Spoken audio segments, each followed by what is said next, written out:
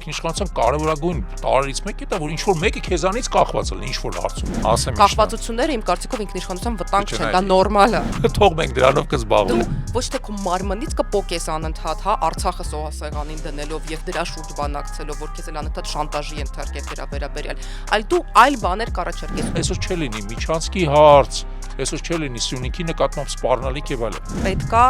ամենտեղ փորձել ստեղծել գործարքի մատերիալ, այսպես ասած։ Ուրեմն պարզվեց որ դու դեր ունես ու դու նույնիսկ կախվածություն ես քեզանից ստեղծել։ Իսկ ուրիշ այդ ինքնիշխանությունը նաեւ ինչ տարերից է բաղկացած կոնցեպտները դարձրել են մատի փաթաթան։ Հետո հավն էլ պարզվում է որ հավ չէ, այլ կաչաղակա թռնում գնում է հասկանաս։ Հա դու էլ չի ածում, էլի, ասենք սենց թռնում գնում է։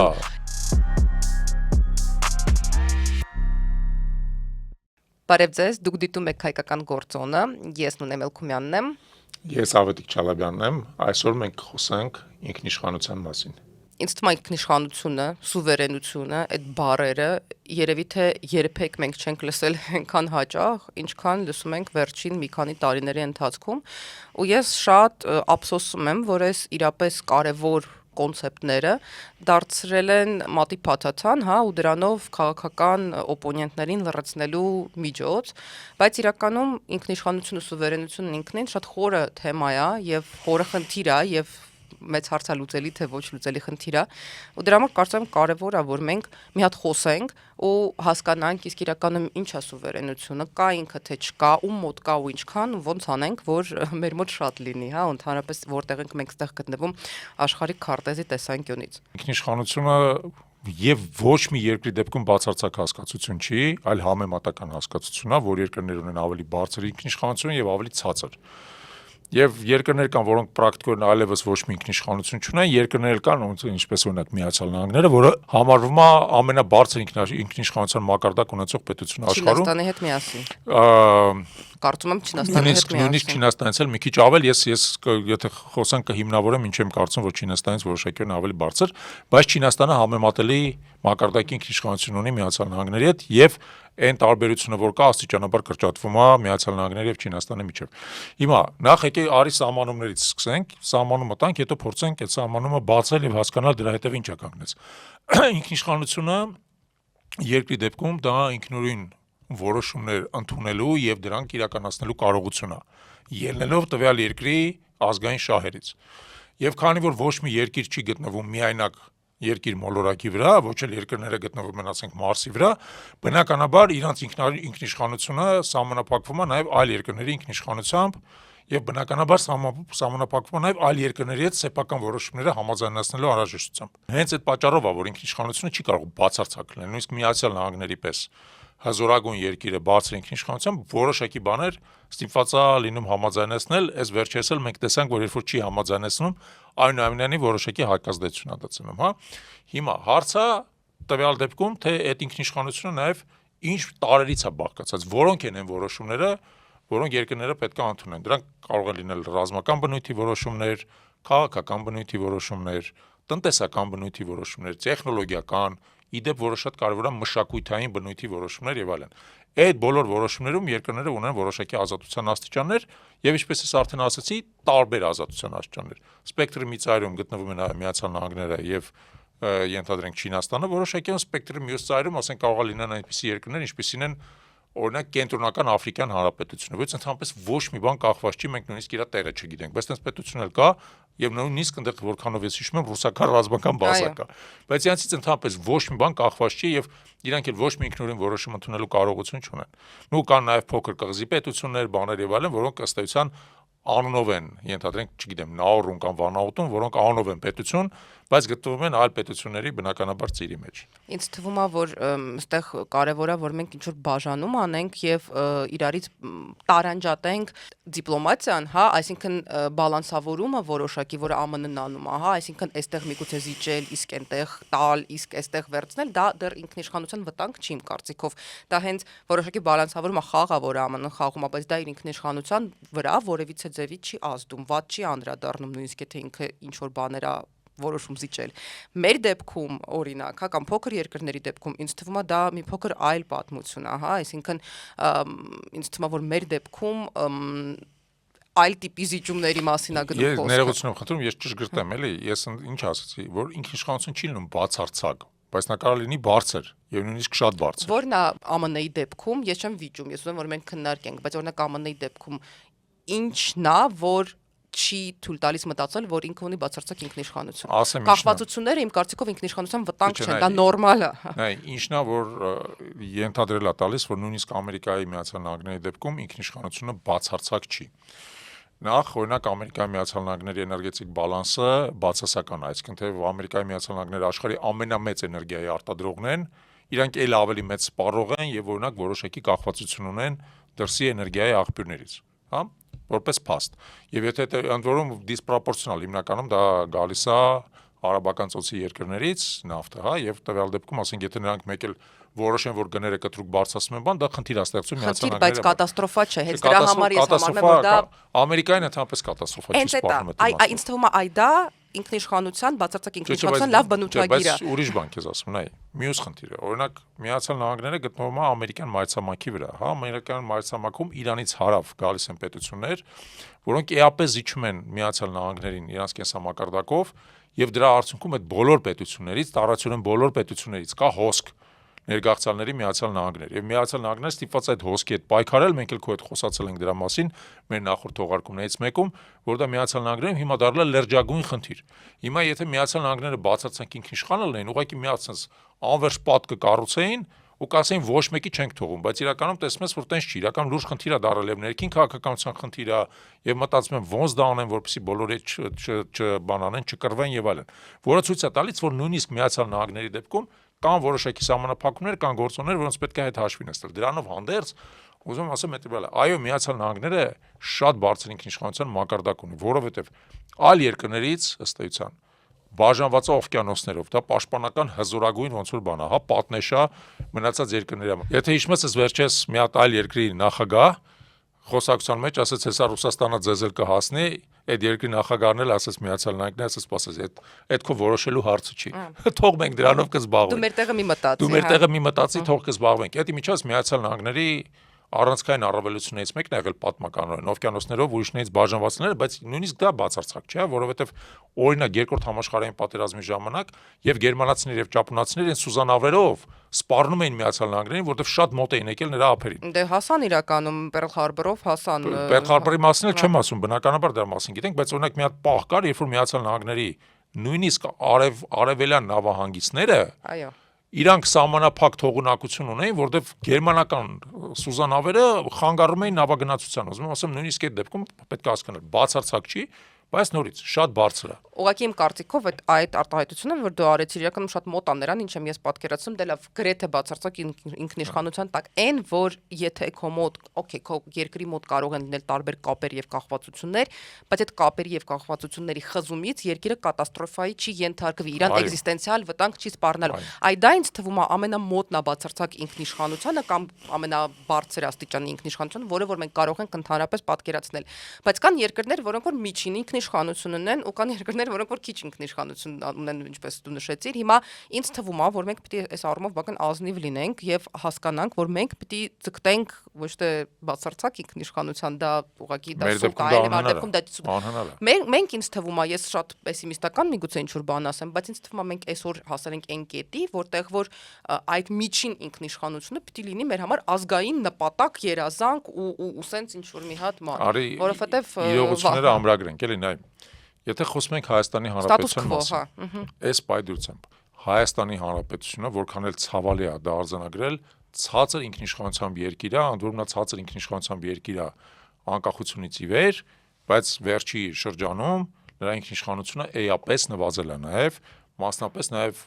պատերազմում կրած պարտության եւ դրան հաջորդած բազմաթիվ ապաշնոր սխալ քաղաքական որոշումների արդյունքում, հա։ Հիմա ինչով է պայմանավորված մեր ցածր ինքնիշխանությունը։ Մեր ցածր ինքնիշխանությունը ֆունդամենտալ եթե նայենք, հա, ընդհանրապես ասած պայմանավորված է նրանով, թե ինչպես է Հայաստանի Հանրապետությունը իսկ ստեղծվել են, ոչ միայն նույնիսկ այս հանրապետությունը, այլև խոսքը գնում է երկրորդ հանրապետության մասին։ Ինչ սահմաններում է նա ստեղծվել օրինակ։ Օրինակ, այս հանրապետությունից փոկվել է, եթե հիշում ես, հա, երկրորդ հանրապետության ստեղծման ժամանակ փոկվել է Նախիջևանը, փոկվել է փաստացիորեն Արցախը, փոկվել է Կարսը, Արդահանը, Սուրմալուն, Արարատ Սարով եւ այլն եւ այլն, հա։ Այդ ամեն ինչը փոխվել է եղել է հանրապետության սահմաններում մինչեւ հայ-թուրքական պատերազմը 1920 թվականի, բացառությամբ Արցախի, որը կիսը անկախ էր, բայց Նախիջևանը, Կարսը, Արդահանը եւ Արարատը եղել է մեր սահմանը, փոխվել է։ Հիմա դա արդեն ինքնիշխանության կորուստի շատ էական էլեմենտ է, ինչի, որովհետեւ նա օրինակ մեր լոգիստիկ հնարավորությունները, մեր նյութական ռեսուրսները, մեր բնակչություն ունենալու հնարավորությունները առնվազն կրկնակի պակասացրել է։ Հիմա պատկերացրեք, թե Նախիջևանը լիներ Հայաստանի Հանրապետության սահմաններում, ինչպես եղել է առաջին հանրապետության մեջ։ Մենք ունենայինք Իրանի հետ երկար, ախափան սահման, այսօր չէ լինի Միչանցկի հարց, այսօր չէ լինի Սյունիքի նկատմամբ սպառնալիք եւ այլն։ Բայց այն ժամանակ արդեն թուրք-ադրբեջանական տանդեմը բոլշևիկների օգնությամբ Նախիջևանը փոխել է Հայաստանից եւ դա դարձել է ֆունդամենտալ խնդիր այսօրվա Հայաստանի համար, այսօրվա Հայաստանը չի կարող վերադառնա այդ հարցին, որովհետեւ այդ հարցը հələ 100 տարի առաջ ի վնաս մեզ է լուծվել, դրանով արդեն սահմանափակելով մեր ինքնիշխանությունը, հա։ Հիմա երկրորդը, վերցնենք օրինակ մեր տնտեսությունը։ Մեր տնտեսությունը ձևավորվել է ի սկզբանե Խորհրդային Միության շրջանակներում, հա, երբ որ Խորհրդային Միությունը փլուզվել է, մեր տնտեսությունը փլուզվել է ըստ էության մինչև համարյա այն կներես այդ արտադրության համար վերջի խազը։ Դա միայն մեզ չէ, դա տիպիկ էր ընդհանրապես խորհրդային։ Այո, ամբողջ խորհրդային պետություն, որտեղ մոդելներ տենց։ ամբողջ խորհրդային տնտեսությունն է, բոլոր հանրապետությունը փլուզվել է, բայց տարբեր չափով։ Տարբեր չափով, այո, համաձայն եմ, հա, տարբեր չափով։ Մեր մոտ, ես աբսոլյուտ թիվ եմ քեզ ասում, մեր մոտ անկումը տնտեսական հասել է 60-65%-ի։ Տնտեսական անկումը։ Իսկ համեմատական, եթե անցկացնենք փոքր երկրների մեջ։ Նայ, փոքր երկրներին մնացածներին նույն կարգի է, բայց օրինակ եթե համատենք օրինակ Բելարուսիայի հետ, Բելարուսը, որը եւս փոքր երկիր է, այդ ձևի տնտեսական անկում թույլ չի տվել։ Չէ, իրանք պահպանել են մինչև հիմա աշխատացնում են, բայց շատ ավելի շատ, ասենք ամենակարևորը, որ իրանք կարողացել են մեքենաշինությունը պահպանել։ Բելազները, մազերը, բաները եւ այլն իրանք կարողացել են պահպանել։ Տեքստիլը պահպանել են, հա, լիքը բաներ պահպանել, հա։ Ընդ որում տարօրինակ ըստ էության քաղաքական համակարգի պայմաններում իրանք տնտեսության զգալի մասը պահպանել։ Մենք չենք պահպանել։ Մեր մոտ ամբողջ մեքենաշինական կոմպլեքսը ըստ էության ոչնչացել է։ Եվ դա եւս մեծ խնդիր է։ Հիմա ինքը այտենց շատ դանդաղ վերականգնվում է ու արդեն նոր պայմաններում եւ այլն։ Բայց ֆունդամենտալ խնդիրը, որ քո տնտեսական, այսպես ասած, խորությունը, տնտեսական բարդությունը կտրուկ անկում է ապրել։ Եթե հիմա դու նայում ես Հայաստանի տնտեսության կառուցվածքը, արդյունաբերությունը 20%-ից պակաս է Հայաստանում, գյուղատնտեսությունը, որը մյուս, այսպես ասած, նյութական արտադրության ոլորտն է, 10%-ից պակաս է, մնացածը ամբողջը ըստ էության ծառայությունների ոլորտ է։ Հասկանու՞մ։ Ընդ որում գյուղատնտեսությունն էլ առաջադեմ չի իր գյուղատնտեսությունն էլ հիմա մի քիչ ունենում է որոշակի զարգացում, բայց այդեն գյուղատնտեսությունը ամենակարևորը քո մոտ արդյունաբերությունն է եւ դրան հարակից բարձր տեխնոլոգիական մասը, արդյունաբերության եւ ծառայությունների ինքը տնտեսության մեջ հարաբերականորեն ցածր տոկոս է կազմում, իսկ այն մնացած ծառայությունների մեծ մասը նրանք ուղղակի ներքին շուկան սպասարկող տրանսֆերներով կերակրվող բան, այսինքն դու տնտեսական տեսանկյունից էլ անկախություն չունես, ինքնիշխանություն չունես։ Հիմա տես պարզ տեստ ասեմ, որը մեզ պետք է ուղղակի բանը։ Եթե այսօր Հայաստանի տնտեսությունը դու անջատես, ուղղակի անջատես, կանգնացնես Հայաստանի տնտեսությունը, էլեկտրականություն չկա, կանգնացնես։ Որ երկիրն է ընդհանրապես տարբերությունը զգալու։ Հա, չէ, աշխարհում ցավոք սրտի շատ ոչ մի բան չի փոխվել։ Չէ, ինչ որ չնչին բան մի քանի օրով, հետո արագ տեղը կդնեն։ Մարդիկ առանձին խմբեր կզգան, բայց տենց գլոբալ որևիցե բան չի փոխվել։ Որը եւ ցույց է տալիս, որ մեր ինքնիշխանության մակարդակը այդ իմաստով ցածր է, որովհետեւ մենք աշխարհի տեսանկյունից, շրջակա աշխարհի տեսանկյունից որևէ առանցքային դերակատարություն այսօր չունենք պրակտիկորեն եւ ոչ մի ոլորտում։ Հա, ինչ որ ոլորտներում ունենք տեն 0-ից տարբեր, ասենք մեծ քանակությամբ ծխախոտ ենք արտահանում,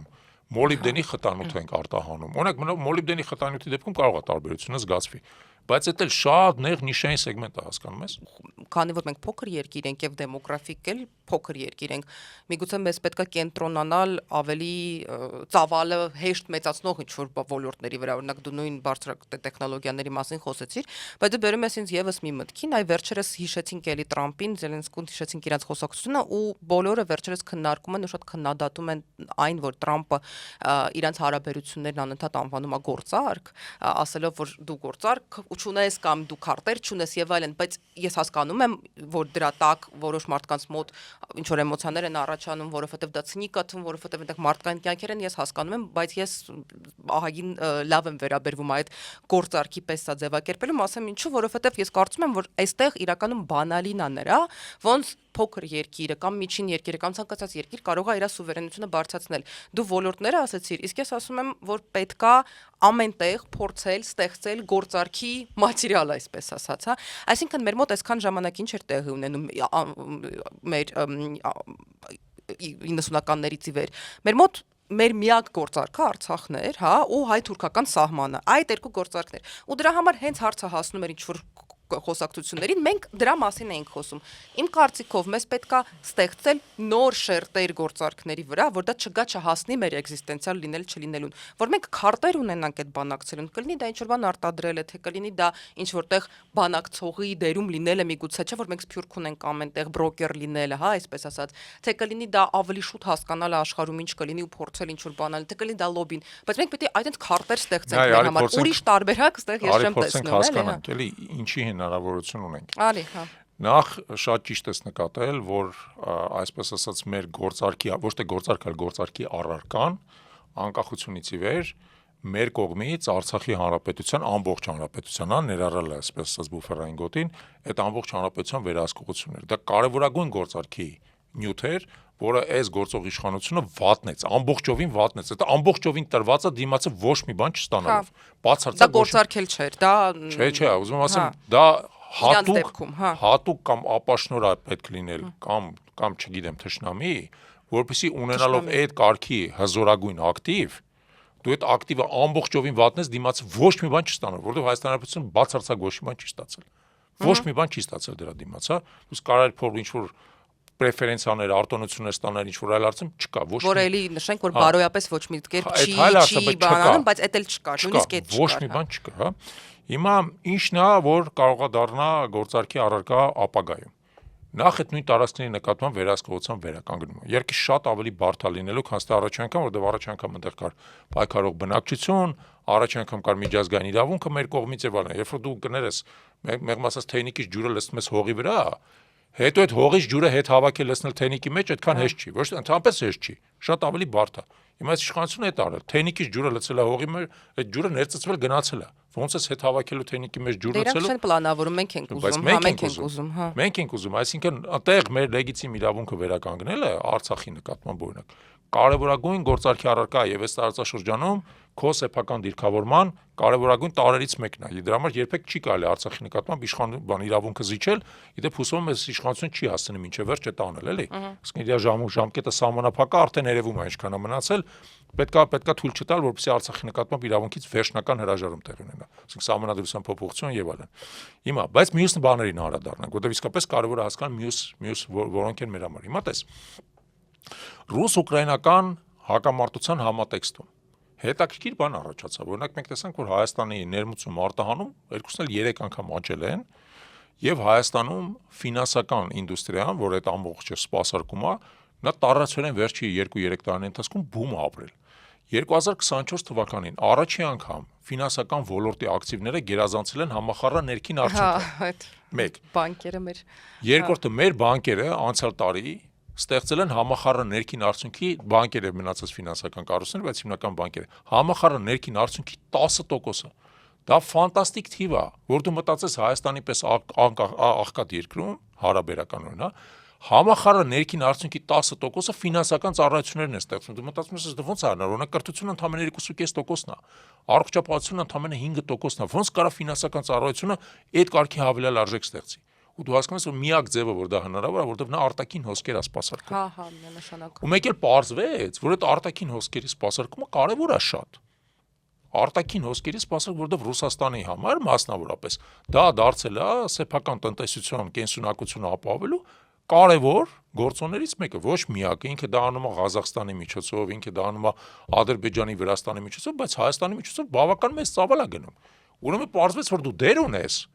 ու դու նույնիսկ կախվածություն ես քեզանից ստեղծել, որտեղ երբ խոսում ենք ինքնիշխանության մասին, ինքնիշխանության կարևորագույն տարերից մեկը դա որ ինչ որ մեկը քեզանից կախված լինի ինչ որ հարցում։ Գոնե մի քիչ։ Գոնե մի քիչ, ոչ թե դու շատերից կախված լինես, քչերից կախված լինես, այդ իր երթին, բայց ինչ որ մեկը քեզանից կախված լինի, դու ինչ որ մեկին պետք է լինես, քո ունեցած ակտիվը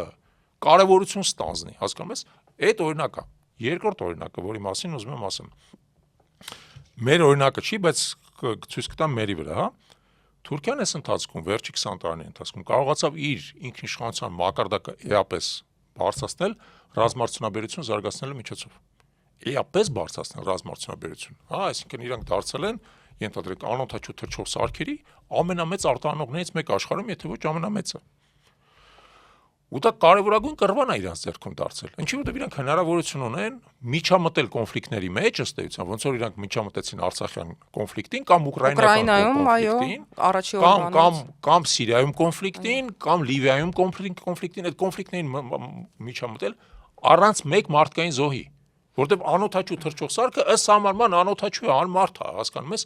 իրանք հնարավորություն ունեցան դառնալ կոնֆլիկտի կողմ առանց դե ֆակտո ավանդական կոնֆլիկտի կողմ դառնալու։ Դա հասկանում ես ինչ կարևոր կռվան է։ Եվ դա ինքնիշխանության բարձրացման գործոն է, բոլորը ստիպված են Թուրքիայի այդ կարողության հետ հաշվի նստել։ Հիմա մենք վերջի 2-3 տարում վերջապես ստեղծեցինք ռազմարտությունաբերություն սաղմեր, այն ինչ որ մենք ունենք, իսկ դու գիտես, որ դրա վրա նաև դա սաղմեր է։ Բայց այդ սաղմը պետք է ջրել ու զարգացնել, որովհետև դա մեր ինքնիշխանության կարևորագույն կռվաններից մեկն է։ Դե հիմա օպոնենտները քեզ կասեն եւ մի քիչ էլ դավադրապաշտները միգուցե, որ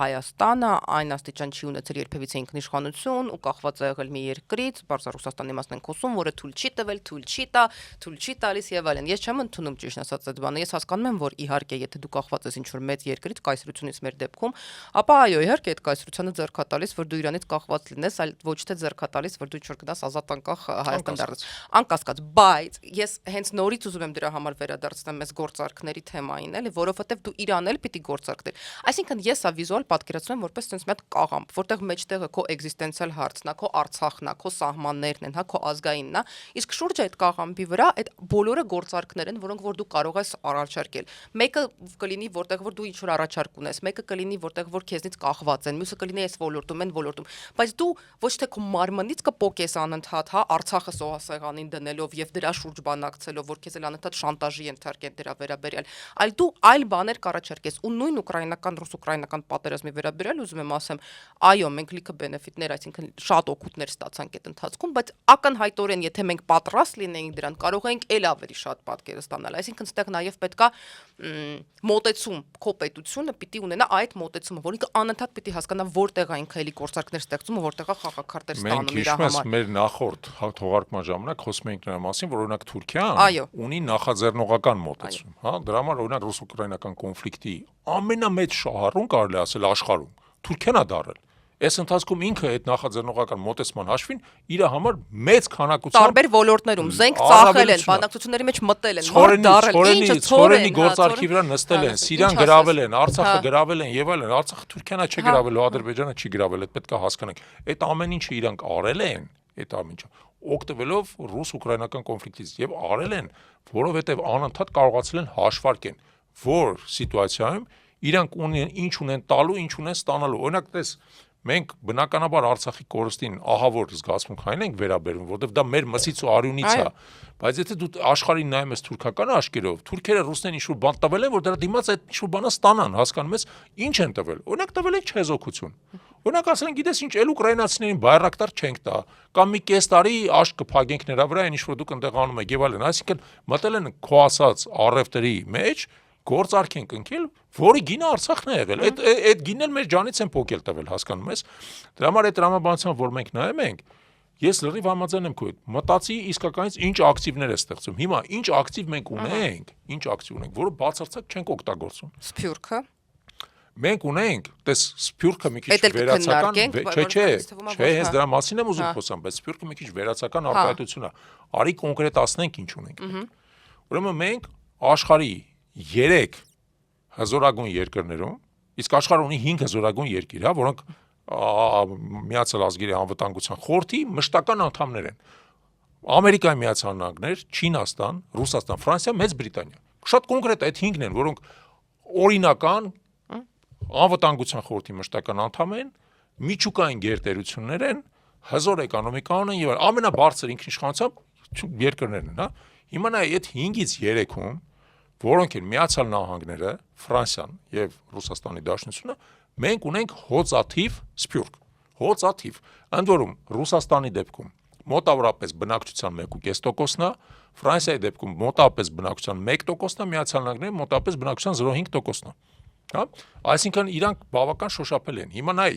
այստեղ շատ հետաքրքիր է նաեւ հետեւյալը, Ռուսաստանի դեպքում այդ 1.5%-ը թեև մեծ թիվ է, բայց մեծ ազդեցություն չունի, որովհետև Ռուսաստանը ունի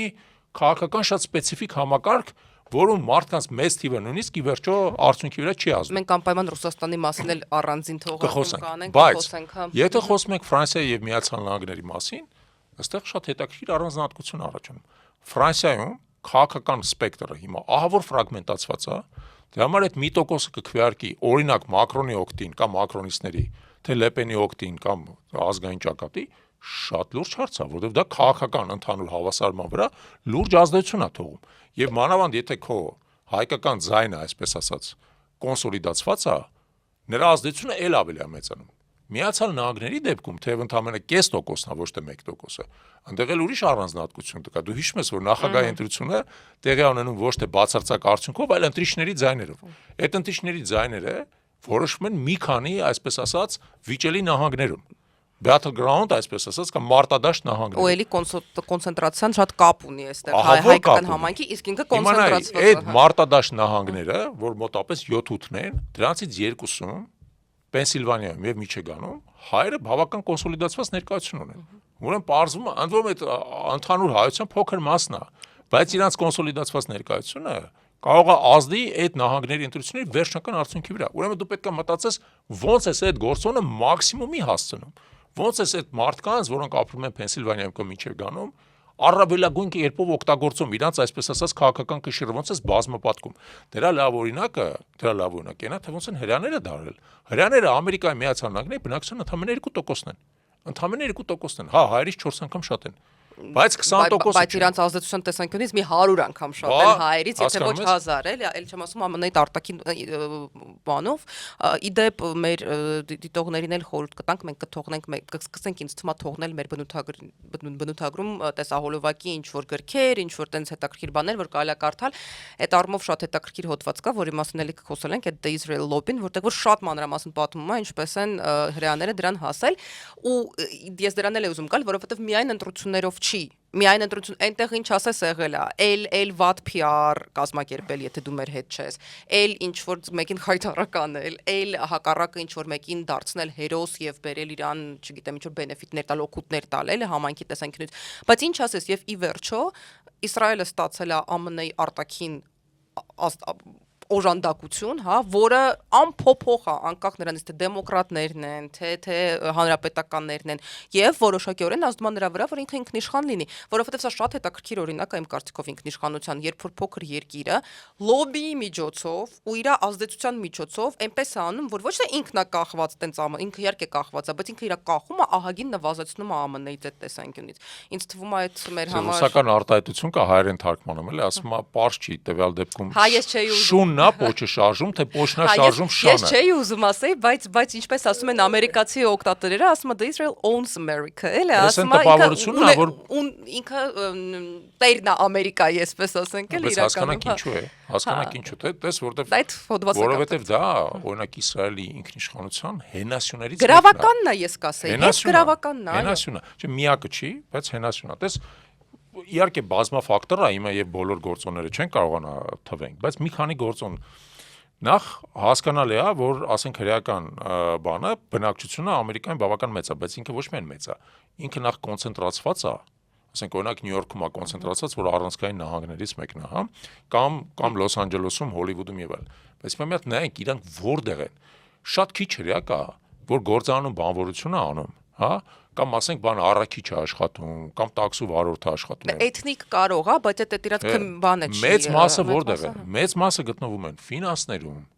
կորպորատիվ կառավարման մեջ, ոսկերչական եւ այլ դեպքերում, երկրորդական հա, մեդիայի մեջ, Հոլիվուդում, ասենք պրոդյուսերներ են, դերասաններ են,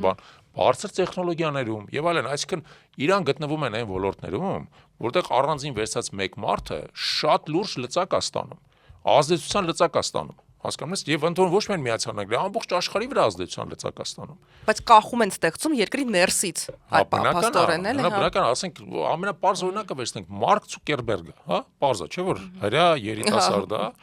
աշխարհի ամենահարուստ անձանցից մեկն է, որում ինքն է հարստացել, ստեղծելով Facebook-ը ու մեր ամեն մեկի կյանքից մեջ մտնելով։ Ամեն մեկի կյանքից մեջ, ամեն մեկի կյանքից մեջ այդ մարդը ներկա է, հասկանում Որոնց համար որպես գործ, ոմանց համար Հա, որպես չէ, բայց ոնց է ինքը տարել, որովհետև ինքը կարողացել է օգտագործել Ամերիկայի ֆինանսական հնարավորությունները, ֆինանսական շուկաները, տեխնոլոգիական հնարավորությունը, կառավարչական հնարավորությունը, լեզվական, լինգվիստական հնարավորությունը, լեզուն եւ այլն, ստեղծելու այն կայսրությունը, որ ինքը ստեղծել է, հասկանում ես, եւ ամերիկյան, այսպես ասած, նաեւ իրավահամակարգը, պետական կառուցվածքը իրան պաշտպանում է։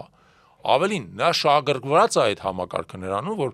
Facebook-ը ամբողջ աշխարհի տները մտնի, որովհետև դա դարձել է նաև ամբողջ աշխարհին կառավարելու մեխանիզմ։ Այո։ Արդյունքում Ցուկերբերգ ունի 200 միլիարդ կամ ավել կարողություն, էլ արդեն ոչ մեկ չէր կարող հաշվի մինչև վերջ ինչքան է, հա, ու բոլորիս կյանքի վրա ազդեցություն։ Մի հրյա երիտասարդը հասկանում ես, որի տեղը 20 տարի առաջ ոչ մեկ չգիտեր հələ։ Ոչ մեկ չգիտեր ինչ որ միտեղ ուսանող։ Ու ներսից ու նույնը մեդիան, որովհետև մեդիան այդ նարատիվները, նույն թերթերը, երբ որ մենք նայում ենք ինչ են գրում, որ հարցին ոնց են անդրադառնում, շատ միանգամից པարզ է դառնում իրանց ինչքան մեծ մասն է կապակցված եւ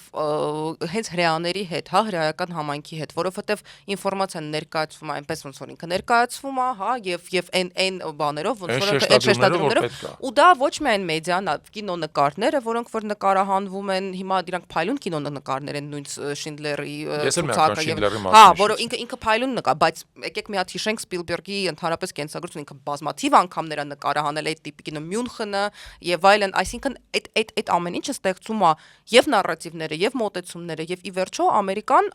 անում է այնպես, ինչպես որ ուզում է իսրայելական լոբին։ Շինդլերի ցուցակի մասին հիշեցիր, չէ՞։ Բազմաթիվ օսկարներ շահած կինոնկար։ Եվ իրապես լավ ֆիլմ։ Չէ, արտակարգ կինո։ Հիմա բայց հարց կես տամ, հա։ Տես հрьяաները իրենց ողբերգության մասին կարողացել են նկարել Շինդլերի ցուցակը եւ բազմաթիվ այլ կինոներ, բայց Շինդլերի ցուցակը իսկապես ամենահայտնիներից մեկն է։ Մենք էլ ենք կինոներ նկարել, նես չի որ Արտույտի բանն ենք նկարել, չէ, բույնն ենք նկարել, հա։ Դե Արարատն ենք նկարել։ Արարատն ենք նկարել։ Պրոմիսն ենք նկարել, խոստումը ճիշտ է, խոստումն է։ Այդ կինոները դրանք բոլորը Շինդլերի ցուցակի համեմատ, ասենք կարգով ներքև են։ Հա, ես մի քանի կարգով ներքև եմ։ Իրանց գեղարվեստական արժեքը, իրանց սյուժեն, սցենարը, իմիջած խոստումում լավ դերասաններ են խաղում, հայտնի դերասաններ են խաղում, բայց ինքը որպես ֆիլմ ինքը նույն ասենք էմոցիոնալ բանը սուր անդրադարձը չի առաջացնում ոնց որ օրինակ Շինդլերի ցուցակը ինչի որովհետև այդտեղ էլ հասկանում ես հрьяաները ներդրում են կատարել դրա մեջ ներդրում են կատարել իրանց տաղանդի իրանց ֆինանսական կարողության իրանք չեն ափսոսացել բյուջե չեն ափսոսացել սցենար չեն ափսոսացել դերասաններ չեն ափսոսացել եւ այլն որպեսզի ստանան տպավորիչ արդյունք հետո իրանք 100 հատ են նկարել մեկը դառնա Շինդլը հա իսկ մենք մի հատն ենք այդ մի հատն ենք նկարում մի հատ պրոմիսն ենք նկարում ուզում ենք որ ու դա նրանից է նաեւ գալի որ նես չի որ ասենք Միացյալ Նահանգներում չկա հայկական հարստություն կա հարուստ մարդիկ կան եւ այլն հա բայց խնդիրը նրանում է որ մենք այդ կազմակերպվածության մակարդակը եւ այդ նպատակաուղղվածության մակարդակը չեն կարողացել ձեռք բերել ոնց որ հրյաները դատելով արդյունքներից այ եթե Իսրայելը տարեկան մի քանի միլիարդ դոլար է Միացյալ Նահանգներից ստանում եւ անհրաժեշտության դեպքում Միացյալ Նահանգները իրանց ավիակիր նավատորմն են ուղարկում պաշտպանելու մենք ստանում ենք մի քանի տասնյակ միլիոն ու ոչ մի ռազմական կամ ԱՄՆ-ի պաշտոնյանն ասում է ես հրեա եմ առաջին հերթին կարևորագույն պաշտոնյա ասում է ես առաջին մի քանի տասնյակ միլիոն ենք ստանում այն էլ իրանք ծախսում են իրանք կոնսուլտանտների վրա հիմնականում հասկանում ես կարգի մեջ դու հասկանում ես թե նրանք ինչքան ավելի արդյունավետ են եղել դե հիմա մենք խոսում ենք Ամերիկայի մասին որը սպეციფიկ երկիր այդտեղ այդ process-ները հնարավոր են բայց պարզ է որ մենք մենակ Ամերիկայում չպետք է այդ աշխատանք անենք որ այլ երկրներում ավելի բարդ է բայց արի sense նայենք էլի օքեյ հրեաները ինքնակազմակերպվում են միգուցե շատ լավ ունեն այդ մենք անընդհատ վերադառնում ենք այդ նախաձեռնողականությանը agency ասածին որի թողարկում դա շատ կարևոր է իմ կարծիքով մեր դեպքում միգուցե Հայաստանի Հանրապետությունը երբ որ հասնի իր լավ օրերին, պիտի դառնա կատալիզատորը այդ նախաձեռնողականության, որովհետև եւ պլանավորման եւ ինչ որ բաներ անելուն, միգուցե այստեղից պիտի գա այդ ամեն ինչը, միգուցե Հայաստանը պիտի այդ ռեսուրսները այո, ինքնիշխան լինելու համար sense ասեմ, էլի։ Բայց օրինակ տես դրա համար եւս երկու հատ շատ կարեւոր նախադրյալ կան առնվազն, որը եթե չկա, այդ նախաձեռնողականությունը ստեղից չի գնա։ Նախ ստեղի հայ բնակչությունը եւ հայ էլիտաների մասին ենք ոդ խոսա։ Ինքը պետքա լինի ավելի նախաձեռնողական։ Ինքը պետքա լինի ավելի նախաձեռնողական, ավելի լավ կազմակերպված, հա, ավելի համախումբ,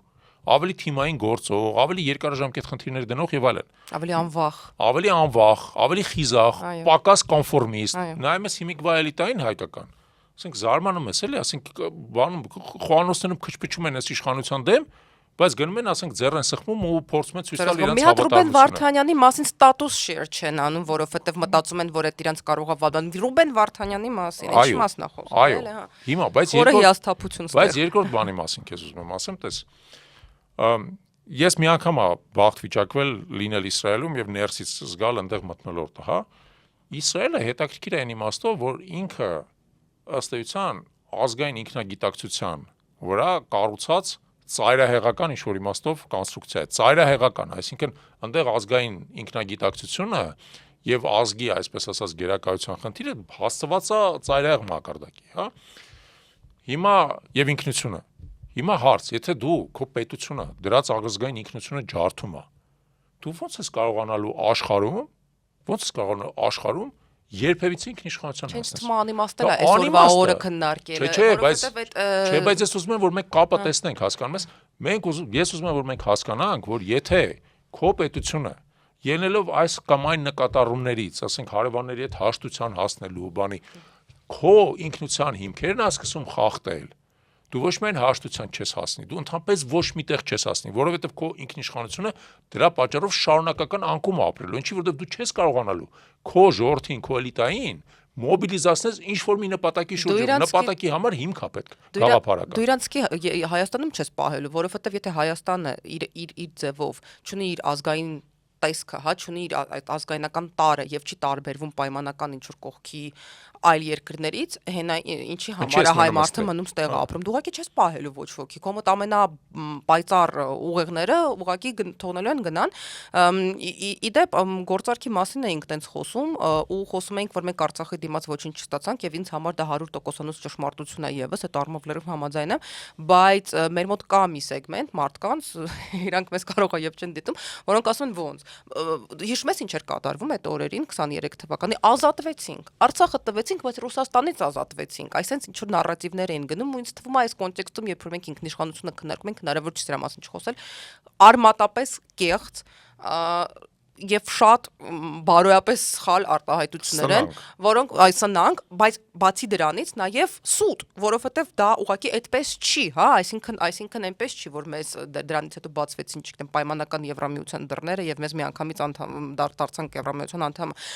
բայց այդ խրախճանքը կար, այո, սոցիալական ցանցերում, դա շատ մարդ չի, որովհետեւ իրանք շատ բարձր են իմ կարծիքով, բայց իրանք կան եւ իրանք այդպես են բացատրում ինքնիշխանությունը, այսինքն ինքնիշխան լինելը դա Ռուսաստանի հետ չլինելը չի, մնացած ամեն ինչը ոչինչ, մնացած ամեն ինչը ինքնիշխան է, մենակ Ռուսաստանը։ Վերացարկվենք, նրանից ով ենք մենք, ինչ բան ունենք, հա, նախապատվություններ մենք փորձենք մի հատ այդ բանը փաստարկը մինչև վերջ հասկանանք։ Ինչով է Արցախի հանձնումը նպաստում Ռուսաստանից կախվածության նվազմանը, արդյոք նպաստում է թե չէ։ Ենթադրաբար դրա հիմքում են թեզներ, որ քանի գոյություն ուներ Արցախը, մենք ինչ-որ իմաստով գտնվում էինք հակամարտության զոնայում Ադրբեջանի եւ Թուրքիայի հետ եւ այդ հակամարտության մեջ, որպեսզի մենք կարողանայինք հասնել մեր նպատակին կամ գոնե ստատուս կվո պահենք, մեզ պետք է Ռուսաստանի աջակցությունը, որը ստեղծում է կախվածություն։ Ճիշտ է։ Այդ է թեզը։ Ուժային կախվածություն, ստեղծում է կախվածություն։ Այդ է թեզը։ Հիմա հարցը հետեւյալն է։ Երբ որ Արցախը չկա, արդյոք դրանով հակամարտությունը դադարում է։ Արդյոք դադարում է հակամարտությունը, որովհետեւ եթե հակամարտությունը դադարում է Արցախի հանձնումով, այդ թեզը իրավունք ունի ապրելու, բայց փորձը ցույց է տալի վերջի այս տարիների, որ հակամարտությունը չի դադարել։ Ընդհակառակը Արցախի հանձնումը բերել է նրան, որ հակամարտության, այսպես ասած, կիզակետը տեղափոխվել է հիմա Հայաստանի Հանրապետության ներս։ Այդ կաղամբի պատմությունն է, մենք եկել ենք հասել ենք ներս արդեն։ Հիմա ինչ խնդիրներ է Ադրբեջանը, ինչ մարտահրավերներ է ներկայացնում Հայաստան։ Ասում է, ինձ միջանցք տրամադրեք։ Թույլ տվեք, որպեսզի ադրբեջանցիները ճակերտներով վերադառնան, իրականում ուղղակի բնակեցվեն Հայաստանի Հանրապետության տարածքում։ Փոխեք ձեր սահմանադրությունը, անցած շաբաթ արտահանձնեք ռազմական հանցագործներին եւ այլն։ Այսինքն, այս ամբողջ ընթացքում իրականությունը այնպես ինչպես զարգանում է, իսկ ուրիշ կերպ չէր կարող զարգանալ, ցույց է տալիս, որ Արցախի հանձնումը ոչ միայն չի բերել մեր ինքնիշխանության աճին, նա ընդհակառակը բերել է ուղիղ ինքնիշխանության նվազմանը, որովհետև ամբողջ հակամարտությունը հիմա, եթե այն վաղ Արցախի շուրջն էր, հիմա Հայաստանի Հանրապետության շուրջն է։ Հիմա, այսինքն, եթե այն ժամանակ մարմնիցը յուղն էր կդրել, հիմա պետք է միսը սկսես կդրել տալ, որովհետեւ անընդհատ թուրքական շանը Ցինիկ կերակրես։ բառերը չես օգտագործում, պետք է կօգտագործեմ։ Գործարքի խաղակարտից ենք զրկվել եւս մի այլ ոչ թե ստացել ինչ որ նոր խաղակարտ է։ Ինչքան որքան էլ Արցախը մեր սիրտն է, մեր հոգին է ու մենք բոլորս բան ենք անում, բայց եկեք իսկապես փորձենք այդպես բանել։ Մենք ունեինք հնարավորություն եւս ինչ որ բան խաղացնելու, հա մենք ունենք հնարավորություն ինչ որ բաներ, հիմա չունենք։ Հիմա մենք հասել ենք Երևան։ Բայց հիմա տես, հիմա այս փաստարկի երկրորդ կողմը հետեւյալն էր։ Այ եթե մենք այդ ռուսական ազդեցությունից ազատվենք, արևմուտքը մեծ տիրություն կանի։ Запад нам поможет, հայտնի բան կա, չէ, Բենդերի բանն է, արտահայտությունը։ Եվ նախորդ, այսպես ասած, իրականության պայմաններում, մինչև հարգարժան Դոնալդ Թրամփի ընտրությունը, դրա տակ որոշակի հիմք կար, ինչի որտեվ արևմուտքը ինքն էր այդ գործարքը առաջարկում։ Այդ արևմուտքից եկած գործարք էր, հենց կոնկրետ Վաշինգտոնից եկած գործարք էր, որ ասում էր, գիտեք ինչ, դուք Ռուսաստանից ազատվեք, մենք ձեզ տիրություն կանենք։ Չէ, բայց Ավետիք ջան, այդ ուղիղ չի առաջը։ Կարող է ձեզ տիրություն անենք, էլի չէ, այդպես չի որ։ Կներես, Պրահայում այդ հոկտեմբերի 6-ի համաձայնության ամբողջ տրամաբանությունը է։ Բայց այդ կոնտրառաջարկը չկար, մենք էլի տվեցինք, բայց մենք այդտեղից էլ առանձնապես բան չտանք։ Բայց հիմա նույնիսկ եթե այդ առաջարկի ինչ որ տես տարեր կային, փշրանքներ կային, բան հոդս են ցնդել։ Արևմուտքը ձերքերը լվացել է այս տարածաշրջանից։ Ինքը ասում է իմ գործը չի։ Թող ռուսները, թուրքերը, գուցե իրանացիները իրար մեջ գնան պայմանավորվեն։ Էս իմ գործը չի։ Ես էսել տարածաշրջանում հետաքրքրություն չունեմ։ Իմ հետաքրքրությունը, ասենք, ամերիկացիները ասում են, իմ հետաքրքրությունը Չինաստանն է։ Չինաստանն է, Իսրայելն է։ Իմ հետաքրքրությունը Իսրայելն է, որ հանգարց, ասենք, Իրանը եւ իր բանը, այսպես ասած, դաշնակիցները Իսրայելը իր հետաքրքրությունը չի, իր լոբիի մեջ։ Լոբի հետաքրքրությունը։ Հիմա արդեն Իրանի վերաբերյալ ասում են ինչ որ մի բան արեք, պայմանավորվենք Իրանի։ Հիմա հարց։ Արցախը հանձնեցինք, կոնֆլիկտը տեղափոխեցինք Հայաստանի Հանրապետության տարածք։ Ռուսները ամենայն հավանականությամբ, եթե ամերիկացիները իրանց հարցերը կարողանան լուծեն, վերադառնալու են այս տարածաշրջան։ Բայց մենք ավելի էժան ենք վաճառվելու։ Մենք ինչ ենք այս ընթացքում շահել։ Բացի տուժելուց ինչ ենք շահել։ Ոչ մի բան բացարձակ, որը նշանակում է, որ մենք հիմա, այսպես ասած, մեր ինքնիշխանության վերականգնման կամ բարձրացման խաղը պետք է սկսենք բացարձակ զրոյական կետից։ Ավելի վատ կետից, քան թե մենք ունեինք 1991 թվականին։ Միանշանակ։ Որովհետև այս ժամանակ Արցախը կենթանի էր, չնայած դիմադրում էր եւ արյան ու հրեուղակի մեջ էր, շրջապատված էր, իշխում ես։ Հրեուղակի մեջ էր, բայց դիմադրում էր, Սփյուռքը այդ գաղափարի Հայաստանի անկախության, Արցախի ազատագրման շուրջը մոբիլիզացված էր, գալիս էր, օգնում էր, փորձում էր աջակցել։ Հիմա Սփյուռքն էլ ասում է, ես ինչին աջակցեմ, իսկ դուք ինչ եք անում, որ ես ձեզ աջակցեմ։ Դուք ինչ եք անում, դուք տանում եք Հայաստանը Թուրքիայի տակ։ Ես գամ ձեզ աջակցեմ, որ ինչ։ Այդ ինչ մի նպատակ է, որ մի հատ էլ ձեզ աջակցեմ, հասկանում ես։ Այսինքն մենք իրականում ոնց որ 35 տարի հետո մեր անկախությունից հիմա վերադարձել ենք, այսպես ասած, շրջանասյուր, բայց շատ ավելի վատ կետում։ Միակ բանը, որ կարելի ասել ավելի լավ է, հիմա տնտեսապես ավելի լավ վիճակում ենք, բայց կներես տնտեսապես ավելի լավ վիճակում են բոլորը։ Մեր բոլոր տարածաշրջանի բոլոր պետությունները համեմատական վիճակ է, համեմատական ենք նայում, հարաբերական։ Ոչ թե որտեղ ենք մենք եղել, որտեղ ենք հասել, հա։ Ասենք մեզ համատում ենք Վրաստանի հետ, Ադրբեջանի, Թուրքիայի, բոլորները այս ընթացքում զարգացել են։ Ընդհանուր առմամբ տնտեսական բարեկեցությունը լավացել է, այսինքն դու ոչ մի բան չես ստացել։ Դու ընդհակառակը հիմա էգզիստենցիալ վտանգների առաջ ես կանգնած, քո ինքնիշխանությունը շատ սահմանափակ է, եւ այդ ամբողջ գործարքը, որը տեղի ունեցավ Արցախի հանձնման շուրջը, դա էլ է գործարք։ Իհարկե դա գործարք էր, դա գործարքն է ամենահիմար գործարքն է, որը դու տանում ես ձին, փոխում ես հավի հետ, հետո հավն էլ պարզվում է, որ հավ չի, այլ կաչաղակը թռնում գնում է, հասկանում ես։ Հաջողել չի ածում, էլի, ասենք սենց թռնում գնում է։ Ինքը ինձ թվում է շատ կարևոր է, որ մենք ինչ որ կերպ դրա մասին խոսենք, որովհետեւ այնպես ինչպես որ ներկայացվում է այդ ինքնիշխանության թեզը ու այդ բոլոր նարատիվները վրայից մի հատ էլ ավելանում է, ինչպես ռուսները սիրում են ասել, սպիտակ վերարկուն, հա, այդ բելե պալտո ասածը, որովհետև այս ամենը փաթեթավորվում է որպես ինչ որ բարձր բարոյական հատկանիշներով, ինչ որ բաներ աներդում, որ սրանք վատն են, իսկ նրանք լավն են, դրա համար մենք նրանց լավերի հետ լինենք, վատերի հետ չլինենք եւ այլն, ու մարդկանց վրա դա ազդում է հասկանալի պատճառներով, բայց իրականում ես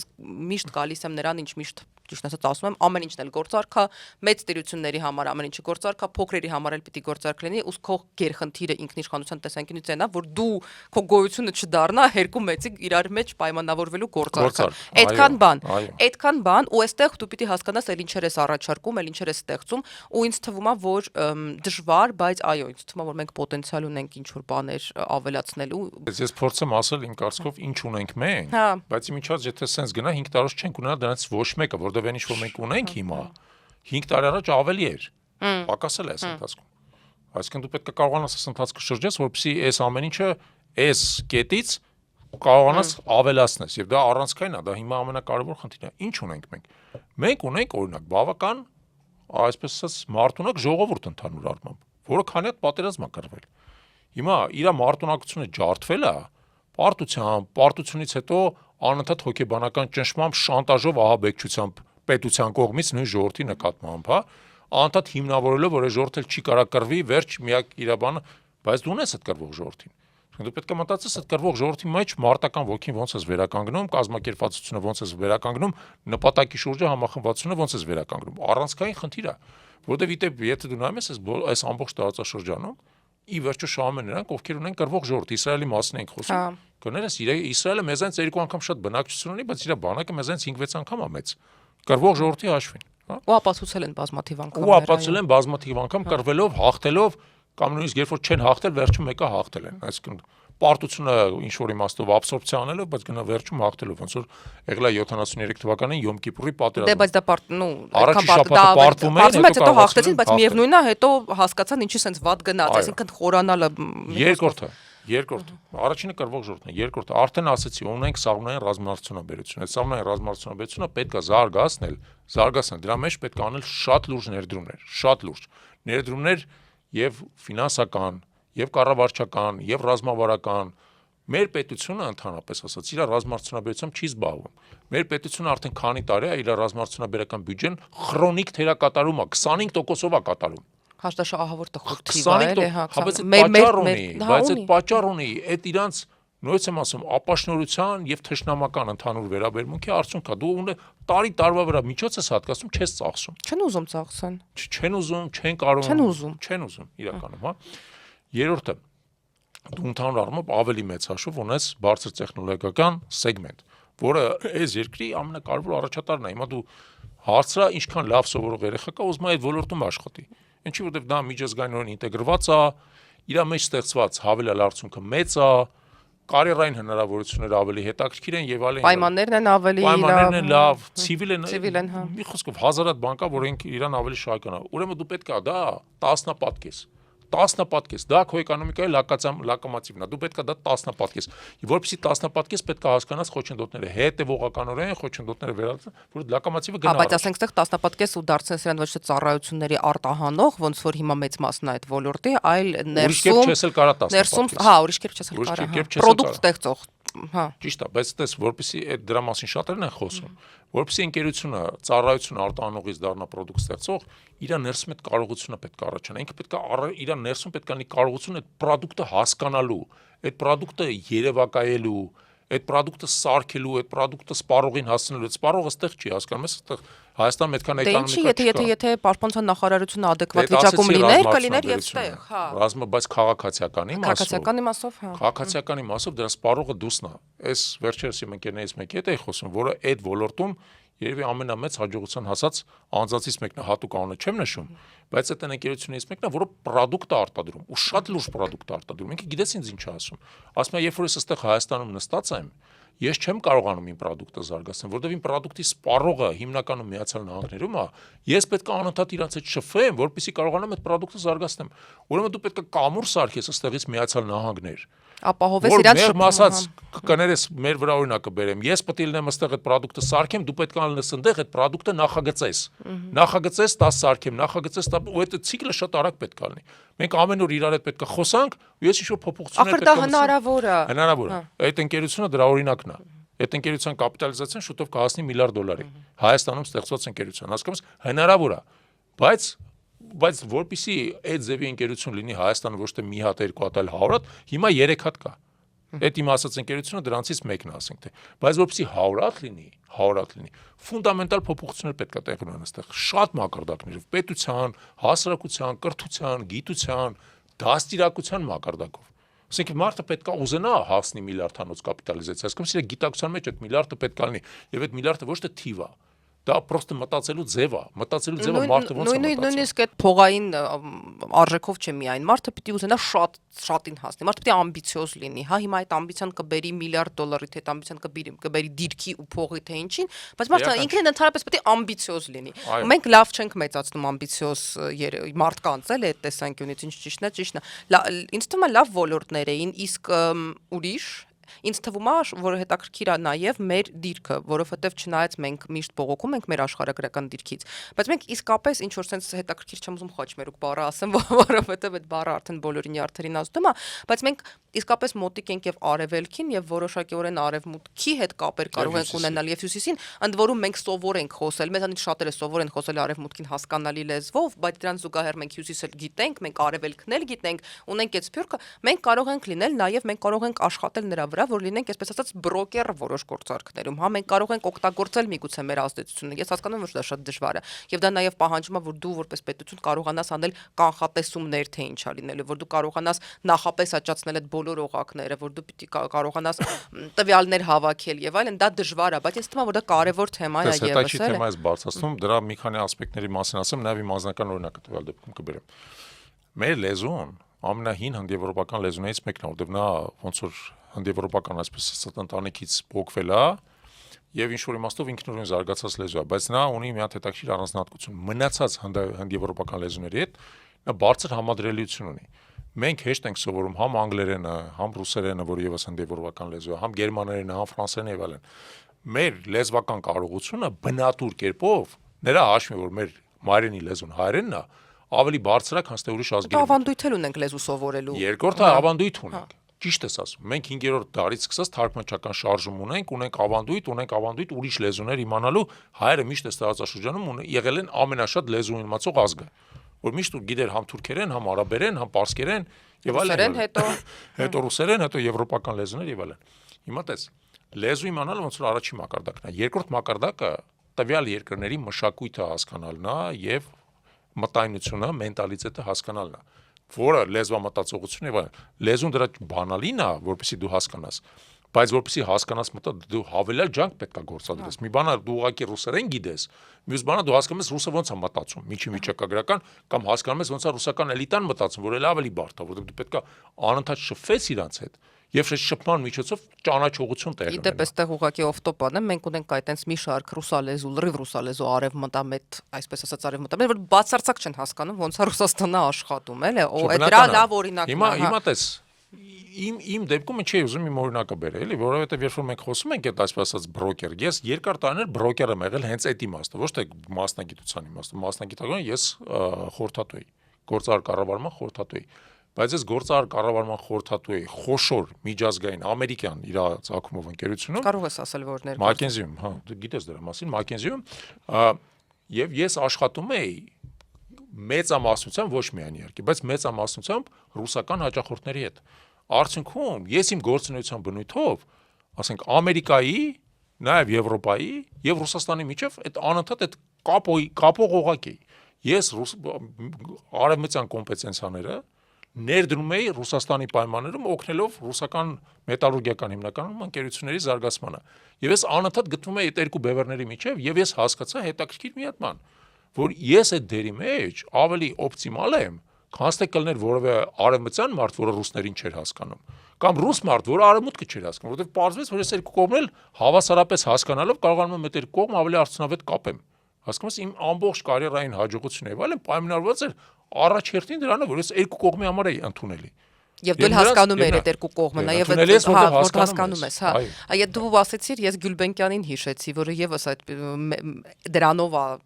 կառուցել իր շատ մեծ կարիերան, աշխատել իր միլիոններ եւ միլիարդներ, այնով որ ինքը եղել է այդ middleman-ը, հա, այսպես ասած, այդ բրիտանական եւ արաբների միջև։ Ու ինձ թվում է, որ մենք այդ պոտենցիալը շատ ունենք, որ այդ պոտենցիալը պիտի լինի ոչ թե հատուկ առանձին վերցած մարդկանց ձևով դրսևորված, այլ դա պիտի դրվի կայուն հիմքերի վրա, որ մենք պիտի դա օգտագործենք ինչպես օղակ, հա, ինչպես եւս գործարքի մի մաս, որը որ ապագայում մեզ ինչ որ օգուտներ կտա։ Ֆունդամենտալ իմաստով ինձ թվում է այդ թեման, որին մենք կպանք, հիմա արծարծեցինք, հա, դա մեր ինքնիշխանության կարևորագույն հենասյուներից մեկը պետք է դառնա։ Մենք պետք է լինենք արևմուտքը, արևելքը,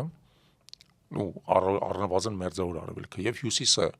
կապող կարևոր օղակ։ Եվ ոչ թե ֆիզիկապես, որտեղ ֆիզիկական մեր տարածք եւ այլն դրա հնարավորություն այդքան չի տալիս, չնայած ֆիզիկականն էլ պետքա լինի։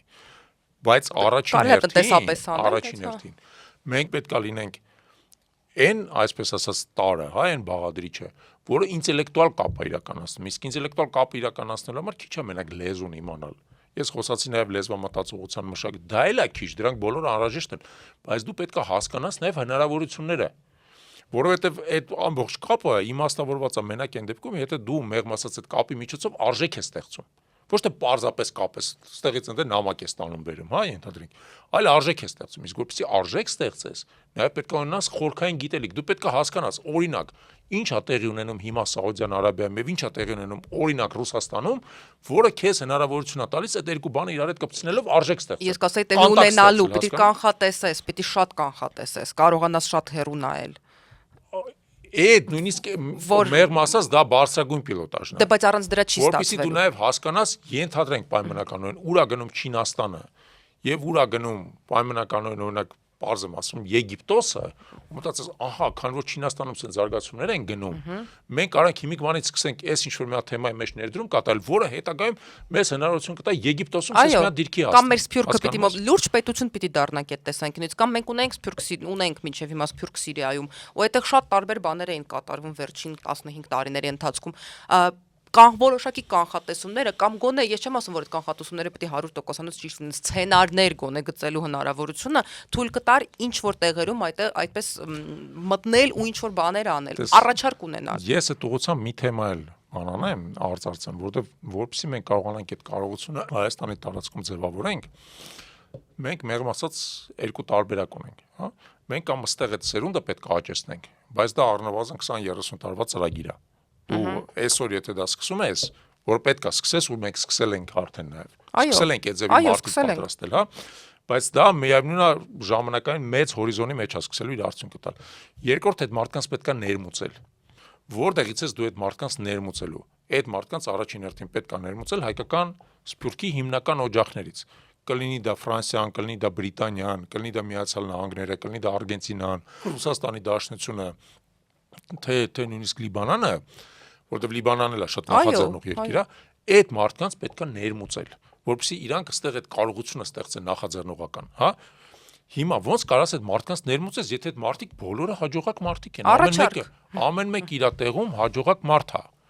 Այո, իրանց պետք է ճիշտ առաջարկ անել։ Իրանց պետք է ճիշտ առաջարկ անել։ Դրա լավագույն օրինակներից մեկը ժամանակին արել է Ալեքսանդր Միասնիկյանը, որը իմիջիայլոց խորհրդային բոլշևիկ էր ու ընդհանրապես ասած Բելարուսիայից էր բերած այստեղ։ Բայց այդ մարդը գնաց, ասենք, ներմուծեց նենց կարիֆեներ, ոնց որ արդեն Մարտիրոս Սարյաններ, Ավետիք Իսահակյաններ, Ալեքսանդր Թամանյաններ, այն մարդիկ, որոնք ստեղծել են այսօրվա Հայաստանը, որ մենք տեսնում ենք իրանց ստեղծածն է։ Ասենք մի հատ Ալեքսանդր Միասնիկյան գնաց այդ մարդկանց բոլորին ներմուծեց։ Ներմուծելու ճակերտներով ներմուծեց։ Բերեց, հա, բան առաջարկեց։ Ամեն մեկին անհատական առաջարկ անելով,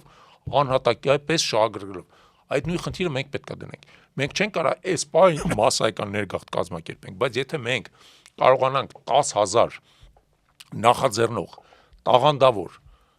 ռեսուրսներ եւ կարողություն ունեցող, ընդ որում ոչ թե ֆինանսական, այլ ստեղծագործ կարողություն ունեցող մարդիկ բերենք Հայաստան, իրանք հնարավորություն կստեղծեն իրանցից հետո միլիոն բերելու։ Այ լավ, որ ասեցիք 10,000, հա, չէ 10,000։ Որովհետև 10,000-ը դա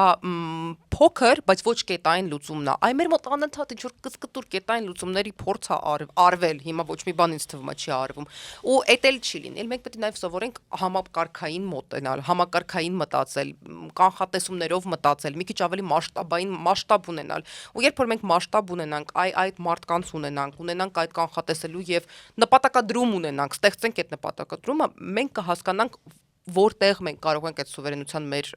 մակարդակը ավելի բարձրացնել, չեղած մակարդակը ստեղծել, ես կասեի նույնիսկ էլի, բարձրացնել, որովհետև այս ամեն ինչը նաև process է, չէ, այսինքն դա փորձերի, սխալների, ուղումների եւ անդադար ինչ որ այսպես գործընթաց է, որի միջով պետք է անցնենք, բայց պետք է աշխատենք դրա համար։ Մեծ հաշվով մեր եւ ցանկացած երկրի ինքնիշխանությունը դա ֆունկցիա է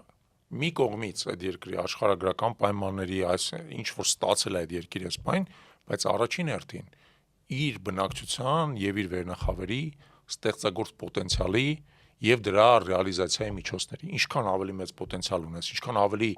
ակտիվ ես այդ պոտենցիալը ռեալիզացնում, այնքան ընդարձակում ես քո ինքնիշխանության սահմանները։ Եվ մենք ունենալով ըստ էության սահմանափակ աշխարհագրական չափեր, բավական անբարենպաստ դիրք հաշվի առնելով թշնամական, այսպես ասած, միջավայրը, մենք կարող ենք մեր ինքնիշխանությունը բարձրացնել միայն ներսից այդ պոտենցիալը բացահայտելով, բացելով, զարգացնելով եւ տարածելով։ Կարծում եմ, որ մեր հաջորդ թողարկումների ժամանակ առիթ կունենանք դրա մասին ավելի մանրամասն խոսալու։ Ինչ շատ դուր եկավ, որ մեր խոսակցությունը հիմնականում կենտրոնացավ նրա վրա, թե մենք ինչ կարող ենք անել, որովհետև ինձ թվում է դա էլի տեղավորվում է այն փիլիսոփայության մեջ, որ մենք անընդհատ այստեղ քննարկում ենք նախաձեռնողականության, հա, այդ փիլիսոփայության, այնպես որ լավ էր եւ շնորհակալություն մեզ դիտելու համար։ Ձեզ հետ էր Հայկական գործոն ոդկասթը, ես Նունե Մելքումյանն եմ։ Ես Ավետիք Չալաբյանն եմ, մնացեք մեր հետ եւ շարունակեք դիտել մեր թողարկումները։ Եվ բաժանորդագրվեք, մենք կանք Instagram-ում, Facebook-ում, TikTok-ում եւ իհարկե այստեղ YouTube-ում։ Շնորհակալություն։